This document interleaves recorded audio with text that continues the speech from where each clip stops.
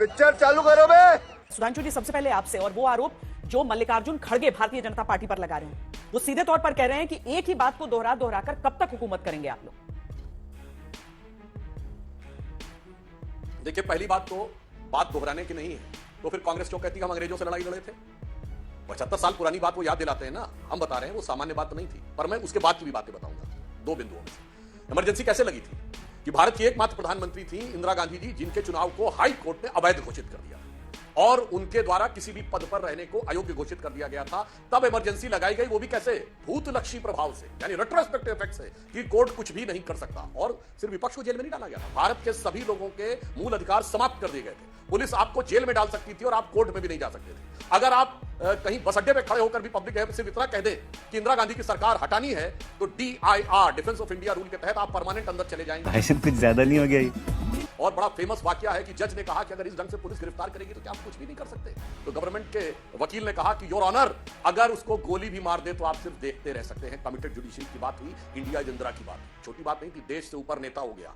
और वो कांग्रेस के तत्कालीन राष्ट्रीय अध्यक्ष देवकांत बरुआ ने कहा था, और ये भी याद दिलाऊं, 42वां संविधान संशोधन, जानते हैं कितना बड़ा संशोधन था? 40 आर्टिकल बदले गए, 14 आर्टिकल नए जोड़े गए थे, संविधान में 2 चैप्टर जोड़ दिए गए थे, और संविधान की उद्देशिका प्रिएम्बल ऑफ द कॉन्स्टिट्यूशन, जिसे बाबा साहब अंबेडकर ने संविधान की आत्मा कहा था, उसे बदल दिया गया था, सेकुलर सोशलिस्ट वर्ड डाल दिया गया था। संविधान बदलना उसे कहते हैं, मगर वो तो चलिए इमरजेंसी।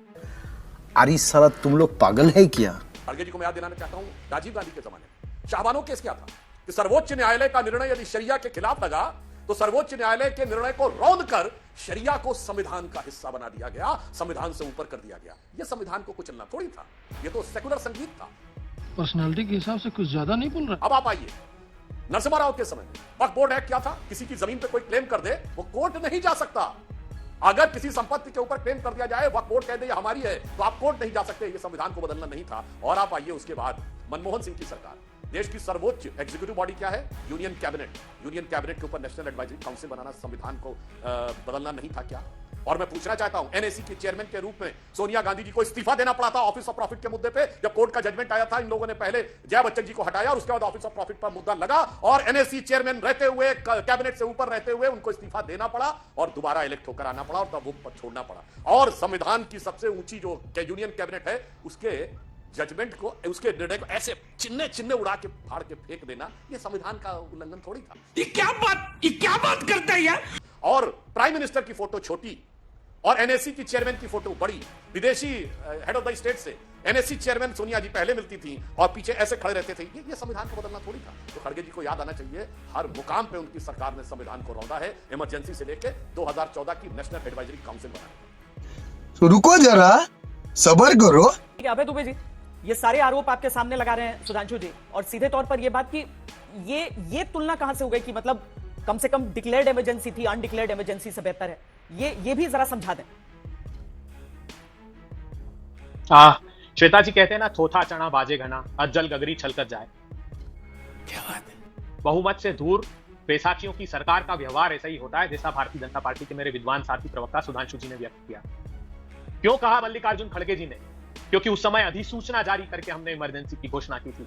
आज 10 वर्ष में सैकड़ों काले धब्बे प्रजातंत्र के पर बदनुमा दाग की तरह दिखाई देते हैं प्रधानमंत्री जी, जब आप इतिहास से प्रतिशोध लेते हैं। इस सज्जन को क्या तकलीफ है भाई?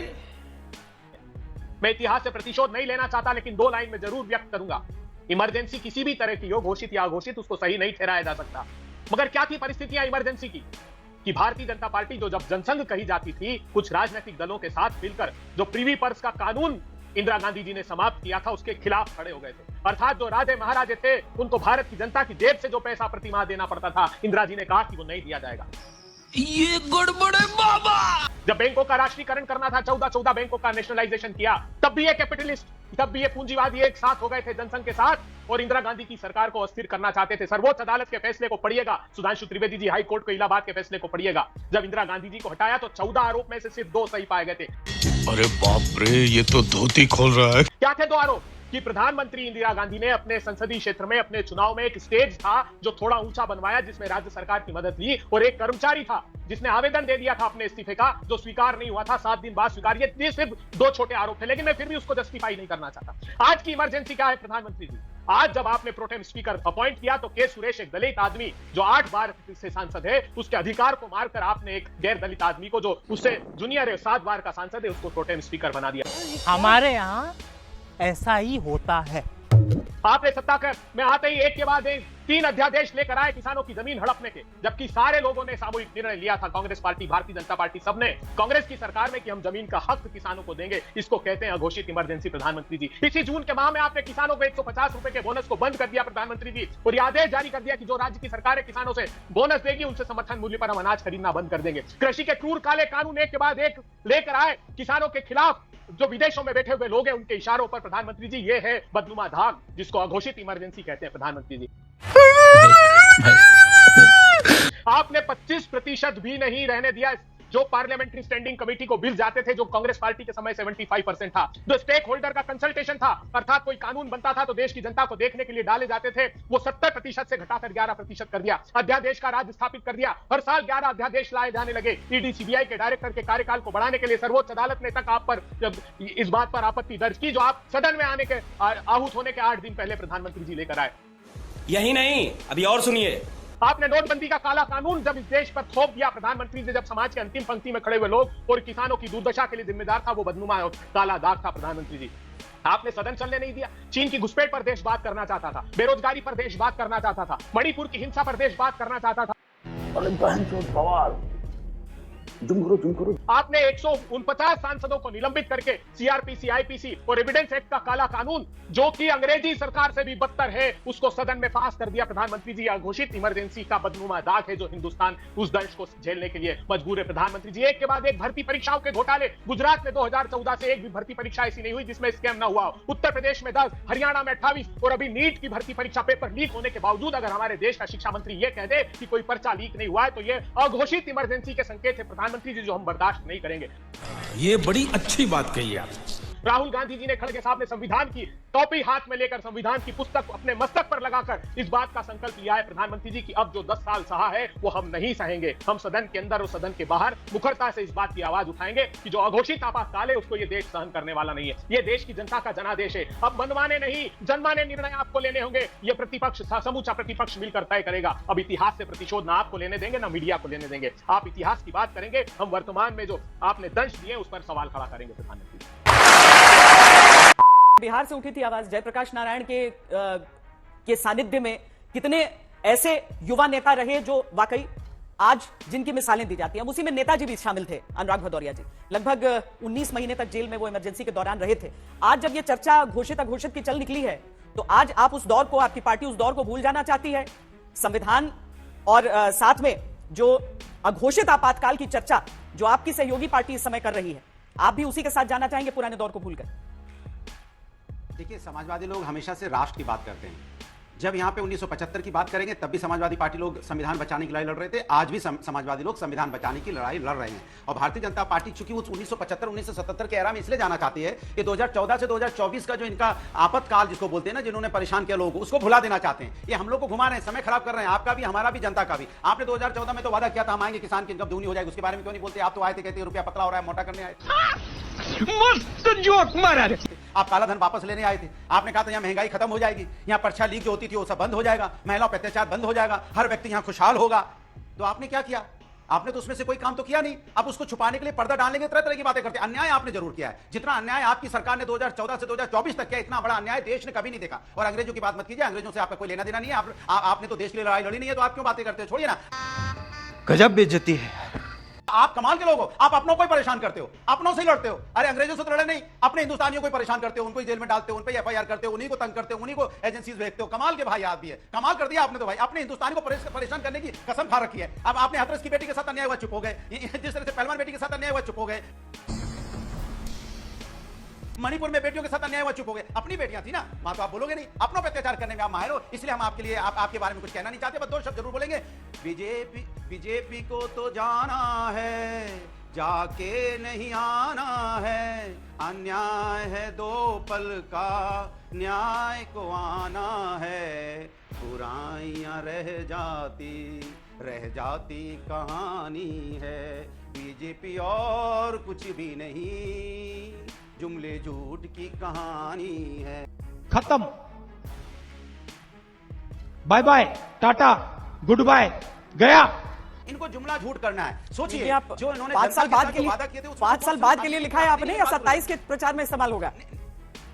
नहीं, मैंने आज ही तुरंत लिखा कि बीजेपी के लिए सब तुरंत करना पड़ता है। अग्निवीर की बात कर लीजिए ना, अग्निवीर की बात बताइए, इनसे पूछिए। अग्निवीर योजना लेके आए, खुद राज्यसभा सुधांशु जी 6 साल के लिए और हमें रोजगार युवाओं को देना चाहते 4 साल के लिए, और बड़े चौड़े होकर भी डिफेंड भी करेंगे। सोचिए आप, युवाओं को 4 साल की नौकरी खुद 6 साल के लिए आए हैं।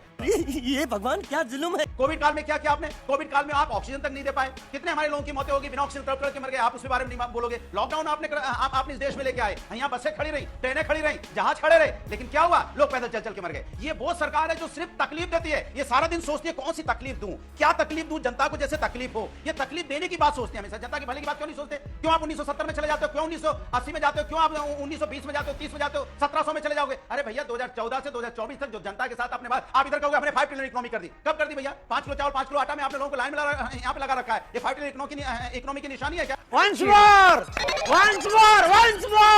अरे लोगों को आप रोजगार देते, अपने पैरों पे खड़ा करते। ये देश के लोग हैं, सीना चौड़ा करके चलते कि मैं रोजगार मिल गया है। यहाँ पे पर्चे लीक हो रहे हैं। आप पर्चे लीक में आपके मंत्री कहते हैं नहीं इस्तीफा तो इन सभी मुद्दों पर चर्चा हो ना संसद में। लगातार जी अनुराग जी, पर्चा लीक हो गया, फिर भी उसका नहीं, उसकी एजेंसी का मालिक विदेश भाग गया। कैसे अमेरिका भाग जाते हैं आपके? नीरव चौकसी से लेके विजय माल्या से लेके पता नहीं कौन कौन आपके यहाँ पे भाग जाते हैं, नीरव मोदी से लेके सब विदेश भाग जाते हैं, और आप देखते रहते हो। भाग गए, सब भाग गए।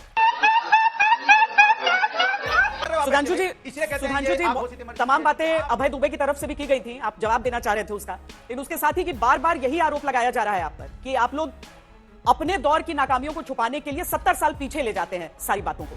लेकिन इसके साथ ही जिस तरह से एक सशक्त ऑपोजिशन यहां पर 10 साल के बाद एक लीडर ऑफ ऑपोजिशन रहेगा, ये सारी चीजें, इसकी तैयारी तो आप लोगों ने पहले ही कर ली होगी ना कि इस बार का संसद सत्र कैसा होने वाला है? देखिए, अभी आपने भदौरिया जी को सुना, इनके तेवर, तलखी और सुर और तान तीनों में लग रहा है ये चुनाव से पहले वाले मोड से बाहर ही नहीं आ पाए। कविता भी वही सुना गए जो चुनावी दौर की थी, और भाषण भी वही दे गए जो चुनावी दौर का था। आजकल एआई और चैट जीपीटी का जमाना है। अगर इनकी बातें चेक कर ली जाएं तो कोई भी विषय हो, किसी भी विषय में डिबेट हो, इनके शब्द वही रहेंगे। कोई एआई से जाकर चेक कर सकता है, इनकी बात है नहीं, वो घूम फिर के वही बोलते रहेंगे, अंतर कुछ नहीं। तो मैं गंभीरता से लेते हुए अभय दुबे जी की बात का जवाब देता हूं। अभय दुबे जी, आप कांग्रेस के, मैं अपेक्षाकृत आपको सभ्य और अध्ययनशील प्रवक्ता मानता हूं। आप ये बात कैसे बोल गए कि इमरजेंसी का प्रीवी पर्स से लेना देना? प्रीवी पर्स 1968 में हटाया गया, इमरजेंसी 1975 में लगी, और प्रीवी पर्स से हमसे क्या लेना देना? सरदार पटेल ने जब एक्सेशन डॉक्यूमेंट साइन किया था तो प्रीवी पर्स दिया था, इंदिरा गांधी ने हटाया। तो मतलब इंदिरा जी ने कहा सरदार पटेल गलत थे, हम कहां से बीच में आ गए? बैंकों का नेशनलाइजेशन 1970 में हुआ और हमने नहीं बोला। इंदिरा गांधी सरकार के वित्त मंत्री थे मोरारजी देसाई, उन्होंने उस पर इस्तीफा दिया। इंदिरा जी और उनके वित्त मंत्री के बीच की लड़ाई थी, और पर्ची हम पे फाड़ रहे हैं, वो भी कब? 25 जून 1975 के बाद की। इसलिए तथ्यात्मक आधार पर आपके जैसे विवेकशील व्यक्ति को ये बचने, कांग्रेस वाले लोग तो अनाप शनाप बोलते हैं, मगर मेरे विचार से बचना चाहिए। अब आइए वर्तमान वाले विषय के ऊपर मैं बताना चाहता हूं कि आपने कहा अघोषित इमरजेंसी। महोदय, इमरजेंसी का दौर होता ना तो आपने जितनी बातें बोली है ना, इतने पे तो जेल हो गई होती। क्या बात कर रहे हैं? और जेल तो छोड़िए, उसके बाद कोई गुंजाइश ही नहीं होती कि वापस आप आ जाते। मैंने बोला ना, वहां ये था केवल इतना कह देने से कि इंदिरा गांधी की सरकार हटनी चाहिए, और उसके बाद गए। आज की डेट में कह रहा हूं, मोदी जी के बारे में हमने इमरजेंसी में कभी इंदिरा जी की मौत की कामना नहीं की। आज मोदी जी की मौत, मर जा मोदी, खबर खुदेगी। हिटलर की मौत, कुत्ते की मौत, बोटी बोटी बोटी बोटी काट दूंगा कहने वाला व्यक्ति जो सपा का सदस्य था, उसे कांग्रेस में लाकर सहारनपुर से सांसद बनाया गया, और वो संसद में शपथ ले रहा है। कम से कम कुछ शर्म आनी चाहिए ये कहने से पहले कि ये अघोषित इमरजेंसी लग गई है। अच्छा, हमको सिखा दिया है। मुझे लगता है इमरजेंसी और संविधान के गरिमापूर्ण विषयों को इस प्रकार से मजाक बनाने का प्रयास नहीं करना चाहिए। वो इमरजेंसी वो होती थी कि 1980 में इंदिरा गांधी लौट के आई तो सारी विपक्षी सरकारें बर्खास्त कर दी। 1992 में ढांचा गिरा तो अब उत्तर प्रदेश सरकार बर्खास्त करते समझ में आता था, भाजपा सारी सरकारें बर्खास्त कर दी, और उसके बाद वो बर्खास्ती भी अवैध साबित हुई। अब आइए, जो मैंने अभी बोला इसका जवाब नहीं दिया, और कितना दुखद बात है कि समाजवादी पार्टी जिसने उस कष्ट को भोगा था, आज सत्ता के लिए कैसे एक साथ में आ गए। और इनके शासनकाल में संविधान कहां खत्म होता है, इमरजेंसी क्या थी, मैं याद दिलाना चाहता हूं। मुलायम सिंह जी मुख्यमंत्री थे और लखनऊ में 2 बड़े अखबार के कार्यालयों पर हिंसक हमले तोड़फोड़ हुई थी, क्योंकि खबर इनकी इच्छा के विरुद्ध छप गई थी। ये तो लेटेस्ट न्यूज है। और मैं बताना चाहता हूं, भारत के इतिहास में इकलौता उदाहरण है जब हाई कोर्ट के परिसर में दंगाई घुस गए थे और इलाहाबाद हाई कोर्ट में सेना बुलानी पड़ी थी, और डेट के साथ कोट कर रहा हूं 13 सितंबर 1994 इनकी सरकार ने प्रदर्शन किया था, पुलिस ने कुछ नहीं किया, हाई कोर्ट के परिसर में सेना वो घुस गए थे दंगाई, तब सेना को बुलाना पड़ा था। इन लोग ये होती है अघोषित इमरजेंसी। अभय दुबे जी, अघोषित इमरजेंसी वो होती है जब आपने इनकी सरकार का समर्थन दिया था जिसने कारसेवकों के सर पे रख के गोली चलाई थी, और मारे गए थे सैकड़ों लोग और कहा था सिर्फ 16 मरे हैं, और उसके बाद जलवे से कहा था मैंने 16 हिंदू मरवा दिए, 40 भी मर जाती है तो गम नहीं था। अघोषित इमरजेंसी वो होती 5000 सिक्कों का कत्लेआम हो गया। उसके बाद प्रधानमंत्री कहता बड़ा पेड़ गिरता है तो धरती हिलती है। इससे मैं मान्यवर से उस जमाने की बात नहीं कर रहा हूं। और अघोषित इमरजेंसी ये होती है कि प्रधानमंत्री डॉक्टर मनमोहन सिंह सदन के पटल पर खड़े होकर जवाब देने से इस कदर बचते हैं कि वो सदन के पटल पर खड़े होकर बोलते हैं 100 जवाबों से अच्छी है मेरी खामोशी, जिसने न जाने कितने जवाबों की आबरू रख ली। वाह बेटा, लगता है तुम गू खा के ही मानो। इमरजेंसी में जानते क्या था? एक एक वाक्य, एक एक शब्द मीडिया को वेट करवाना पड़ता था। तो सूचना विभाग जाता था, अखबार का एक एक चीज, वो लाइन और शब्द तय करेंगे, वही छपेगा। इसलिए महोदय जो बात है तो गंभीरता से करनी चाहिए। और मैं कहना चाहता हूं आज विपक्ष को बड़ा मैंडेट दिया है, पिछली बार से बेहतर दिया है, तो बड़ी उत्तरदायित्व भी दिया है। ईमानदारी से गंभीर विपक्ष की बात सुनिए और हमें बैसाखियों की बात कहने वाले 99 सीटों के ऊपर खुद के आकाश में खड़े हुए हैं। इसलिए ईमानदारी से बात करिए। और जो बात आपने प्रोटेम स्पीकर की कही, ये सक्सेसिव वाला ही रूल तो हमेशा फॉलो हुआ है। अगर आप सक्सेसिव 7 टर्म का हटा दें तो 2004 में क्या जॉर्ज फर्नांडिस जी से ज्यादा किसी के पास अनुभव था? तो काहे बाबा साहब विखे पाटिल को बनाए थे?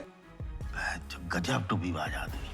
और मैं पूछना चाहता हूं, अगर सुरेश कुडिकुनाल जी के प्रति इतनी आस्था है आपके मन में, तो क्या वो नेता प्रतिपक्ष बनेंगे लोकसभा में, या केरल में सीएम के उम्मीदवार बनेंगे, या उनको दलित के नाम पर सिर्फ राजनीति का मोहरा बनाने के लिए रखा गया है? या कभी ऐसा दिखेगा कि दलित राष्ट्रीय अध्यक्ष खड़गे जी एक सांसद को उसकी बर्थडे पर केक काटकर खिलाते हुए दिखाई पड़ेंगे? राहुल गांधी सिर्फ एक सांसद है यहाँ की डेट में, ना अध्यक्ष है, ना उपाध्यक्ष है, ना नेता प्रतिपक्ष है, ना महासचिव है। कितने सांसदों को खिलाएंगे? तो ये समझ में आता है। इसलिए जो आपकी पार्टी कर रही है वो पूरे देश की, पूरी जनता को दूध का दूध, पानी की पानी की तरह दिख रहा है। रुक, तेरे को बताते तेरी माँ की। चुनाव के समय एक मुद्दे के तौर पर उठा अभय दुबे जी ये सारा मामला कि संविधान बदल देगी भारतीय जनता पार्टी अगर 400 पार आ गए। 400 पार नहीं आया, आप लोग खुद कह रहे हैं, आप लोग 240 का बार-बार 241 का जिक्र बार-बार करते हैं, तब फिर क्यों बार-बार रिपीट कर रहे हैं? क्यों संविधान की प्रतियां? और सुधांशु जी जो सवाल आपसे पूछ रहे हैं उन सब का जवाब। श्वेता जी, मैं इतिहास से प्रतिशोध लेने वाला व्यक्ति नहीं हूं। मैं जाकर तर्क सहित ये बात सिद्ध कर सकता हूं कि इमरजेंसी किन परिस्थितियों में लगी। 1970 से लेकर 75 तक के हालात, उस पर नहीं जाना था। आपने एक बहुत महत्वपूर्ण बात कही थी अनुराग भदौरिया को, कि बिहार से आवाज उठी थी और नेताजी से जवाब चाहा था। 1975 का जवाब आज 2024 में बिहार ही से तो उठी थी। अनुराग नाम का लड़का जो कह रहा है कि मुझे एक दिन पहले नीट का पेपर दे दिया गया था, आपका समाचार चैनल ये बात दिखा रहा है कि जो जला हुआ पेपर है वो ऐसा प्रतीत होता है कि वही फूल पेपर था जो कि नीट की परीक्षा में दिया जाना था। उसका संज्ञान मेरे मंत्री क्यों नहीं लेते? अग्निवीर की आवाज भी तो बिहार से ही उठी थी। क्या कारण है कि 4 साल में वो सेना पर अपने प्राणों को आहूत कर देने वाले जवान को आप रिटायर कर देंगे प्रधानमंत्री जी, और आप 3-3 बार 15-15 साल तक देश के प्रधानमंत्री बने रहना चाहते हैं? शाबाश बेटा। क्यों कहा सुधांशु त्रिवेदी जी? हमने इसलिए कहा बदनुमा दाग कि जब चीन भारत की सीमा के अंदर घुसकर पेट्रोलिंग पॉइंट 10, 11, 12, 13 से लेकर गोगरा पोस्ट से लेकर हमारी जो फिंगर एरिया तक नए बफर जोन बना दे। आपका सांसद तापिर गांव कहे कि अरुणाचल प्रदेश में 40-40 किलोमीटर चीन की सेना घुस जाए और मेरे देश के प्रधानमंत्री क्लीन चिट दे दें कि ना वहां कोई आया है ना घुसा है। इसलिए हमने सवाल खड़े किए जिस पर आप सदन में चर्चा भी नहीं कराना चाहते थे सुधांशु त्रिवेदी जी। ये बिक गई है गवर्नमेंट, अब गवर्नमेंट में कुछ नहीं है। क्यों कहा कि 12 करोड़ लोगों के रोजगार छीन लिए जाएं और 84% की आमदनी कम कर दी जाए, किसानों की आमदनी 27 रुपए मात्र रह जाए और आपका धन्ना सेठ 1600 करोड़ रुपए रोज कमाए, तब हम कहते हैं कि बगैर अध्यादेश के ये इमरजेंसी है जिसको ये देश सहने वाला नहीं है। सुधांशु त्रिवेदी जी, वादा क्या किया था प्रधानमंत्री जी? आपदा में अवसर ढूंढने का। क्या आपदा में अवसर ढूंढा बताइए? एक के बाद एक कृषि के क्रूर काले कानून लेकर आए और जब वोट डिवीजन की मांग की तो सदन में से 21 सांसदों को उठाकर बाहर फेंक दिया। ये क्या है? यह अघोषित आपातकाल है जिस पर हम तब भी मुखरता से बोले थे और आज भी राहुल गांधी बोले थे। आज आप क्या कर रहे हैं बताइए? आज जब हम कहते हैं कि संविधान की प्रति राहुल गांधी जी हाथ में लेते हैं कि आरक्षण पर वार मतलब 400 पार, इसका अर्थ क्या था? इसका अर्थ यह था कि लोकसभा में आपने जवाब दिया कि जो हम प्राइवेटाइजेशन कर रहे हैं सरकारी कंपनियों का, उनमें 5,80,000 जो कर्मचारी हैं उनको रिजर्वेशन नहीं मिलेगा। यह आपने घोषित कर दिया। लेटरल एंट्री क्या है? लेटरल एंट्री भी संविधान में प्रदत्त आरक्षण पर वार है। सुधांशु त्रिवेदी जी, जब आप कृषि के क्रूर काले कानून लाते हैं तो 80% दलित और पिछड़े जो किसान भाई हैं उनके रिजर्वेशन के हक पर ही डाका डालना होता है। सुधांशु त्रिवेदी जी, क्या बात है सर, क्या बात है सर, क्या बात, ये बात है। तो हम मुखरता से ये बात उठाते रहेंगे सदन में भी और सदन के बाहर भी, लेकिन आप इतिहास से प्रतिशोध अब नहीं ले पाएंगे क्योंकि ये जो जनादेश मिला है ये इस बात का नहीं मिला है कि आप फिर से शमशान, कब्रिस्तान, दिवाली, रमजान, मंगलसूत्र, मटन, मछली की बात करें। अब देश महंगाई पर जवाब चाहता है। पूछेगा कि वो कौन 2 धन्ना सेठ है जिनको दाल और तेल के व्यापार में आपने कुदा दिया और दाल और तेल 200 रुपए के पार हो गया। अरे बाप रे, ये तो धोती खोल रहा है। देश ये पूछेगा कि 40 लाख करोड़ रुपए का डाका जनता की जेब पर डाला पेट्रोलियम प्रोडक्ट पर कर लगाकर, और रोज कहते रहे आप कि हम जीएसटी के दायरे में पेट्रोलियम प्रोडक्ट को लेकर आएंगे। आप डायनामिक फ्यूल प्राइसिंग पॉलिसी के नाम पर देश की आंखों में धूल झोंकते रहे। आपके धन्ना सेठ दोस्त रशिया से क्रूड ऑयल लेकर आते थे और यूरोपियन देशों को बेचते थे, जिसका एक बूंद भी फायदा हिंदुस्तान को नहीं मिला, तो ये देश सवाल करेगा। आपसे तब भी किया था और आज भी करेगा। आज अंतर इतना है कि देश की जनता ने जो जनादेश दिया है उसमें राहुल गांधी जी, अखिलेश यादव, खड़गे साहब, प्रतिपक्ष के सारे नेताओं को अधिकार संपन्न कर दिया। अब जवाबदेही से आप बच नहीं पाएंगे सुधांशु त्रिवेदी जी। अगर कानून पास करेंगे तो उसकी जवाबदेही सदन में तय करनी होगी। हम फिर से मांग करेंगे कि ज्वाइंट पार्लियामेंट्री कमेटी बनाई जाए, जो आपने आईपीसी में, सीआरपीसी में और एविडेंस एक्ट में परिवर्तन कर दिया। अरे अंग्रेजों के भी काले, इतने काले और क्रूर कानून नहीं थे जो आपने हिंदुस्तान पर थोप दिए सुधांशु त्रिवेदी जी। अरे बेटे, तुझे थकान नहीं लग रही क्या? तो हम ये सुनिश्चित करेंगे कि पार्लियामेंट्री स्टैंडिंग कमेटी को और ज्वाइंट कमेटी को जाएं। इस बात की विवेचना सदन के अंदर होगी कि कैसे मेरे देश का प्रधानमंत्री और देश का गृह मंत्री जी स्टॉक मैनिपुलेशन की बात करता है, कहता है कि आप एग्जिट पोल आने पर के समय कहता है कि आप इन्वेस्ट कर दीजिएगा, और उस जो 30 लाख करोड़ रुपए का स्कैम है उस पर सदन के अंदर बात होगी। चांगचुंग लिंग पर बात करनी पड़ेगी आपको, जो चीनी नागरिक जिसने स्टॉक मैनिपुलेशन का आरोप है अडानी की कंपनी, उनके भाई की कंपनी के साथ, उस पर सदन में अब बात करनी पड़ेगी। पहले आपने बात नहीं की सुधांशु जी। तो हम ये सुनिश्चित करेंगे कि सदन समालोचना करने का अधिकार, यही तो दायित्व देश की जनता ने दिया है। आप इतिहास से प्रतिशोध अब ज्यादा दिन नहीं ले सकते। संविधान में आस्था व्यक्त करनी पड़ेगी और संविधान के प्रशस्त और प्रदत्त मार्ग पर आपको चलना पड़ेगा। इसके लिए हम बाध्य करेंगे। और यह भी याद रखिएगा, बहुत लंबी सरकार नहीं है ये, बैसाखियों के सहारे 6 महीने 8 महीने से ज्यादा सरकार चलेगी नहीं। जो रवैया आपने सदन में प्रारंभ होते ही दिखाया, उससे तो इसी बात का आभास होता है